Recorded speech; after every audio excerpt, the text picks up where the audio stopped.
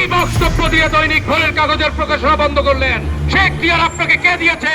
ভোরের কাগজের প্রত্যেকটা কর্মী এক একটা ইস্পাত কঠিন অগ্নিমূর্তি ধারণ করে আছে।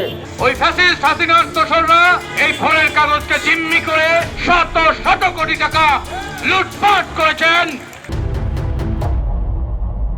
আজকে ওরা ভোরের কাগজের সহকর্মীদের রাস্তায় নামিয়েছে। ওরা নিজেরা এখনো এসি রুমে বসে আছে।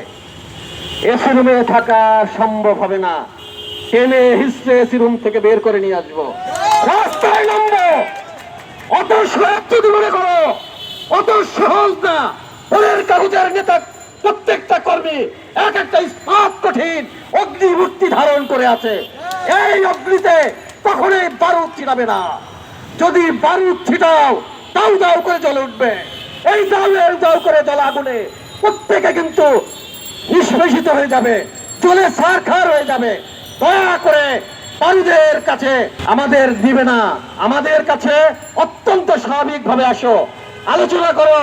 আলোচনার দরজা আমরা খুলে রেখেছি। আলোচনা করো, আমাদের দাবি মেনে নাও, এবং এই দাবি মেনে নেওয়ার পরেই ভোরের কাগজের দরজা খুলে দাও। আমরা যে যেখানে ছিলাম সেখানে গিয়ে দায়িত্ব পালন করব। আর একটু দাবি এখান থেকে করে যাচ্ছি, এই কুচক্রীদের ভোরের কাগজে ঢুকতে দিও না। স্বাভাবিক পরিস্থিতি তাহলে থাকবে না। কেন রাস্তায় নামতে হলো সাংবাদিকদের? যারা জাতির বিবেক হিসেবে খ্যাত, সেই বিবেক কেন রাজপথে? প্রিয় ভাই ও বোনেরা, গত 16 বছর বাংলাদেশ কিসের মধ্য থেকে গেছে সারা দেশবাসী নয়, শুধু বিশ্ব বিবেক সেটি জানে। আমরা সেটি বলতে চাই না। দৈনিক ভোরের কাগজ 34 বছর ধরে মুক্ত প্রাণের প্রতিধ্বনি স্লোগান নিয়ে চলে আসছে। কোথায় সেই মুক্ত প্রাণ? কোথায় মুক্ত প্রাণের প্রতিধ্বনি? এখানে তো কিছু কমট মুখ, কিছু গোমরা মুখ দেখছি। আমার সহকর্মীদের মুখে আজকে হাসি নেই। কোথায় পাবে মুক্ত প্রাণের প্রতিধ্বনি? আমরা তো শুনছি হাহাকার। এ হাহাকারের পেছনে দায়ী কারা? গত 16টি বছর ধরে ওই ফ্যাসিস্ট হাসিনার দোসররা এই ভোরের কাগজকে জিম্মি করে আমার এই প্রিয় সহকর্মীদের মাথা বিক্রি করে শত শত কোটি টাকা লুটপাট করেছেন। এবং আজকে যে প্রাসাদের নিচে দাঁড়িয়েছি, সেই প্রাসাদের প্রতিটি কংক্রিটের সাথে আমার এই সহকর্মীদের মেধা, শ্রম, ঘাম মিশে আছে। আমার এই সহকর্মীদের রক্তে বিক্রির টাকায় আপনারা সুখে থাকবেন, সেটি তো আমরা হতে দিতে পারি না।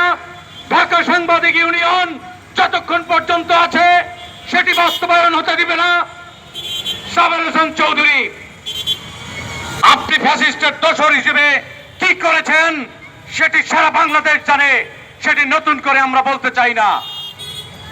আপনার রাজনৈতিক জীবন, আপনার ব্যক্তি জীবন এবং ভোরের কাগজ সম্পূর্ণ আলাদা।